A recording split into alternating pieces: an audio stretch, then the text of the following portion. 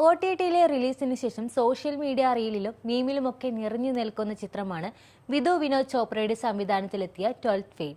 Social മീഡിയയിൽ മാത്രമല്ല ഇപ്പോൾ IMDbയിലും 9.2 ഹയസ്റ്റ് റേറ്റിംഗ് കിട്ടിയ ചിത്രം കൂടിയാവുകയാണ് 12th ഫെയിൽ. ഇന്ത്യൻ സിനിമയിൽ ഇൻസ്പിറേഷണൽ സിനിമകൾ ആദ്യമായിട്ടല്ലെങ്കിലും ഇതൊരു യഥാർത്ഥ സംഭവത്തെ ആസ്പദമാക്കിയിട്ടുള്ളതാണെന്ന് പറയുന്നിടത്താണ് ഈ ചിത്രത്തിന്റെ പ്രാധാന്യം നിലനിൽക്കുന്നത്. വലിയ നാടകരംഗങ്ങളൊന്നുമില്ലാതെ തന്നെ കാണുന്നവന്റെ കണ്ണിൽ ഈറനണിയിക്കുന്നതാണ് ചിത്രം.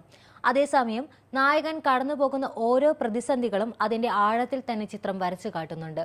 12th ഫെയിലായ UPSC എക്സാം എന്താണെന്ന് പോലും അറിയാതിരുന്ന ദാരിദ്ര്യം മാത്രം കൈമുതലായുണ്ടായ ഒരാൾ ഓരോ പ്രതിസന്ധികളെയും തരണം ചെയ്ത് IPS ഓഫീസർ ആകുന്നതാണ് കഥയുടെ പ്രമേയം. കഥ ആരംഭിക്കുന്നത് കൊള്ളയുടെയും കുറ്റകൃത്യത്തിന്റെയും താവളമായ ചമ്പൽ എന്ന സ്ഥലത്താണ്.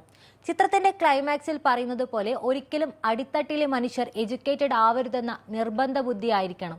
അവിടെയുള്ള കുട്ടികൾ പരീക്ഷകളിൽ പാസ്സാകുന്നത് പ്രധാനാധ്യാപകൻ ഉൾപ്പെടെയുള്ളവർ കോപ്പിയടിക്കാൻ സഹായിച്ചിട്ടാണ്. നായകന് താൻ ചെയ്യുന്നതിന്റെ ഭവിഷ്യത്ത് എന്താണെന്ന് പോലും തിരിച്ചറിയുന്നത് സ്ഥലത്തെ DSP ദുഷ്യന്ത് സിംഗിലൂടെയാണ്. ദരിദ്ര കുടുംബത്തിൽ ജനിച്ച മനോജ് കുമാർ ശർമ്മയ്ക്ക് എങ്ങനെയെങ്കിലും പരീക്ഷയിൽ പാസ്സായി ഒരു ഓഫീസ് ജോലി നേടണം, അത്രയേ ഉണ്ടായുള്ളൂ.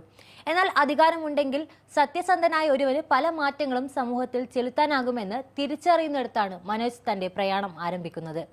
ഈ പ്രയാണത്തിൽ തോൽക്കാതിരിക്കാൻ മനോജിനൊപ്പം കൂട്ടായി കുടുംബവും പാർട്ട്ണർ ശ്രദ്ധ ജോഷിയുമുണ്ട്. അതിനൊപ്പം എടുത്തു പറയേണ്ടത് തന്റെ സ്വപ്നം മനോജിലൂടെ പൂവണിയിക്കാൻ ശ്രമിച്ച ഗൗരി ബൈയാണ്.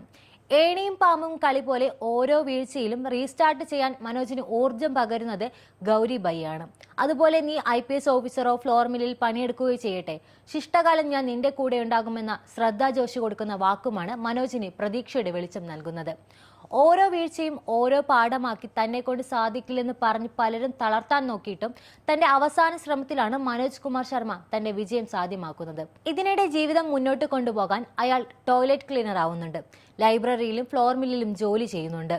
മനോജ് കുമാർ ശർമ്മയുള്ള വിക്രാന്ത് മാസിയുടെ ഫോർമേഷനാണ് ചിത്രത്തിന്റെ മറ്റൊരു പ്രത്യേകത. പാട്ട എന്ന് വിളിച്ച് അധിക്ഷേപിച്ച അതേ താരത്തെ കൊണ്ട് തന്നെ ലോകം കണ്ട ഫൈനസ്റ്റ് ആക്ടർ ഇർഫാൻ ഖാനൊപ്പം താരതമ്യപ്പെടുത്താൻ ഈ ചിത്രത്തിലൂടെ അദ്ദേഹത്തിന് കഴിഞ്ഞു. കൂടെ ശ്രദ്ധ ജോഷിയായി മേധാ ശങ്കർ, അൻഷുമൻ പുഷ്കർ, പ്രിയൻഷു ചാറ്റർജി, ഹരീഷ് ഖന്ന തുടങ്ങിയവരും തങ്ങളുടെ റോളുകൾ ഗംഭീരമാക്കി.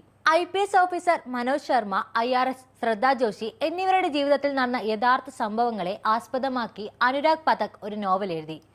ഈ നോവൽ വായിക്കാനിടയായ സംവിധായകൻ വിധു വിനോദ് ചോപ്ര അത് സിനിമയാക്കുകയും ചെയ്തതോടെ 2023 ഏറ്റവും റിപ്പീറ്റ് വാല്യൂള്ള ചിത്രമായി 12th ഫെയിൽ മാറി.